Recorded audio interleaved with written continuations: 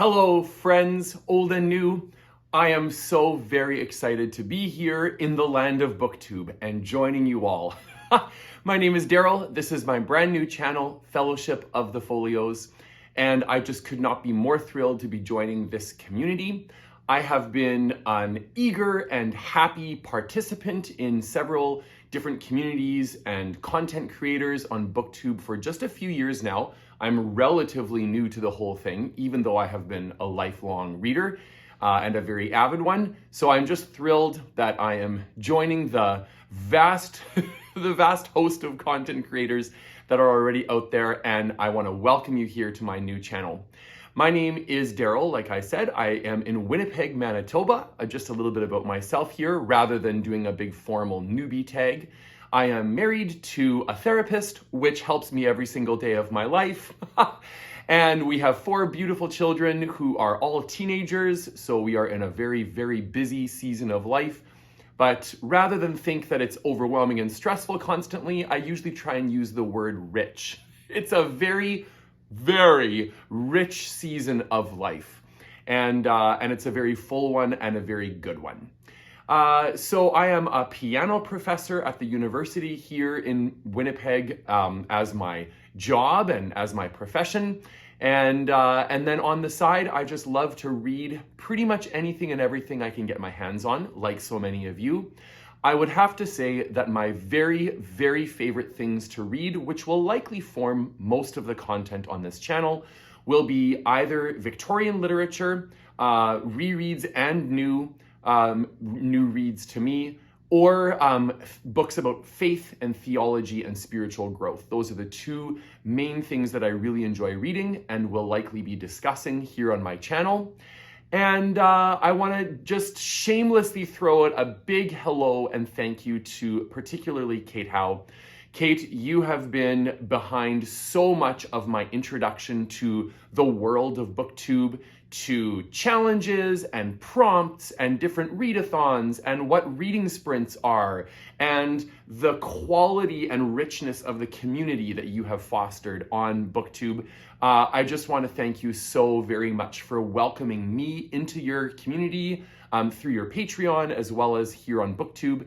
I just could not be more grateful. And I feel like just watching you and the other various content creators in our group have given me so much food for thought and so many ideas for, you know, the day in the future that maybe I would be making my own channel. And here we are.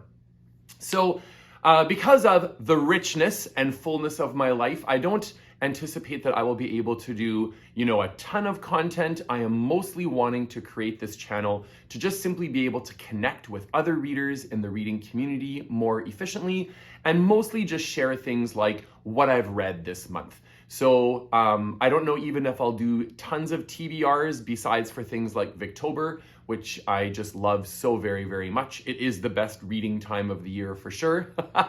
And other than that, I think I'll probably just do a lot of wrap-up videos. I will do the odd tag as I have time, but I'm just here for the enjoyment of it and to participate in the community.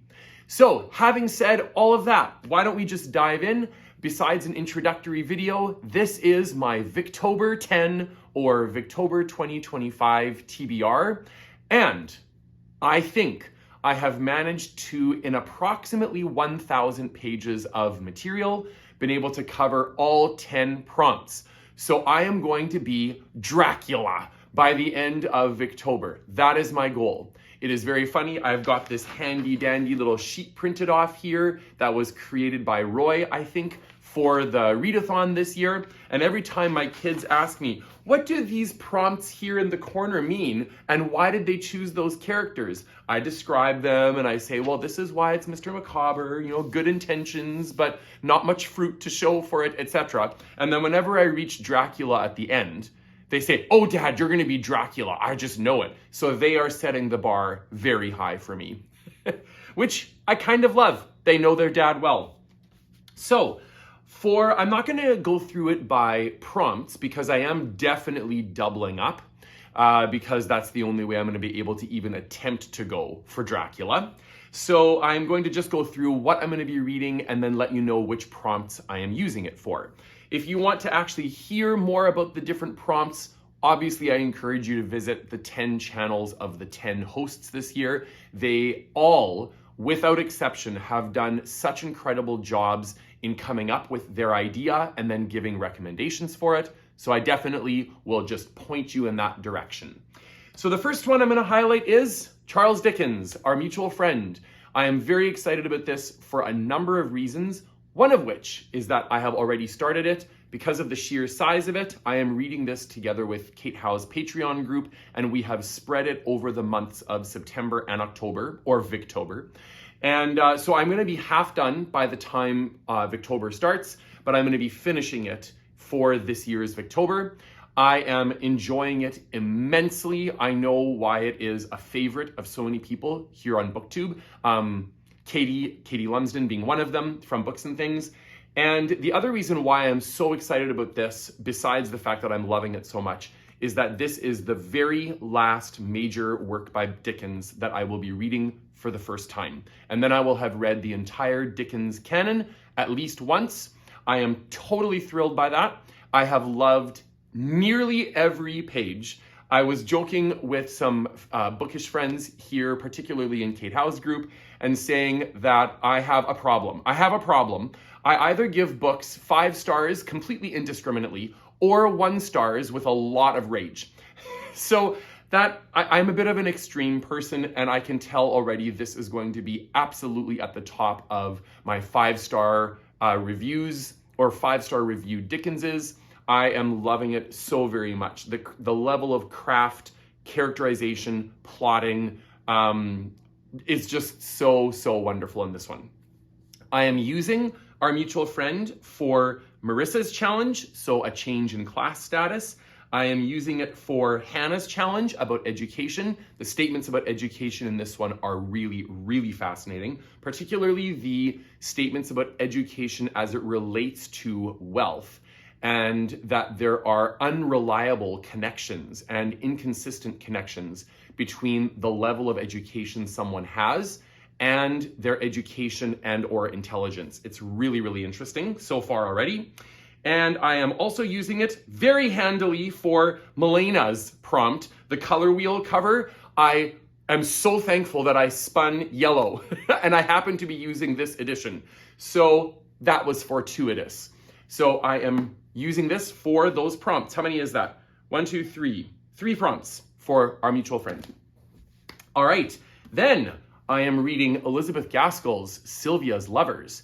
I am also very excited about this because this will also be the last work of Gaskell's, the last major fiction work I will read by Gaskell, and then I will have read her whole fictional canon as well. So I'm finishing up 2 major authors for this Victober, and I'm really thrilled. In addition to Gaskell's main fictional works, her larger, more major works, I will also have read by the end of Victober all of her novellas, her 4 main ones, as well as all of her short stories. So I'm really digging into being a Gaskell completionist. The only thing by Gaskell I will not have read, if everything goes according to plan, by the end of October will be her biography of Charlotte Bronte, and I have plans to read that in nonfiction November this year. So, very excited about Sylvia's Lovers. I do not know a whole lot about it. I like to keep it that way. I haven't read the synopsis on the back or anything like that. I am using Sylvia's Lovers for Jess's prompt, which is a book set in a different era. So I understand that this is a historical fiction rather than one set in the future. So that is the one I will be reading for Jess's prompt. Okay, then I am reading The Stokesley Secret by Charlotte Mary Yonge.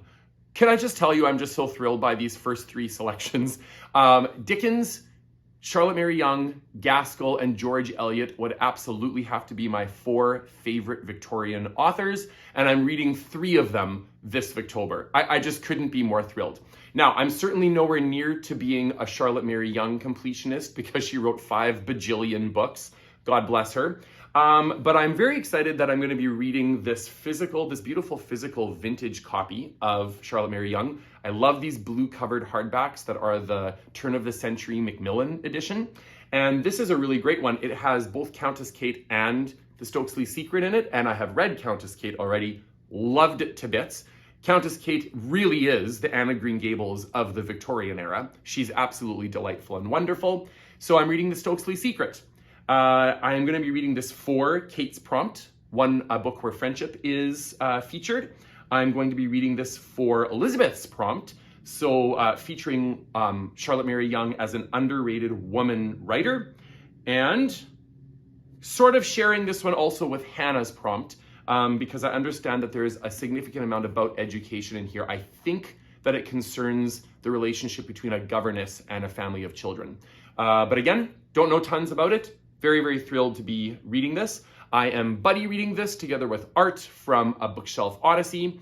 So I'm really, really thrilled about that. Trying not to overload myself with buddy reads, which many of you will know is a hopeless cause for me. I always overload with buddy reads, but really, really love them. All right, and then I am going to be reading more Gaskell.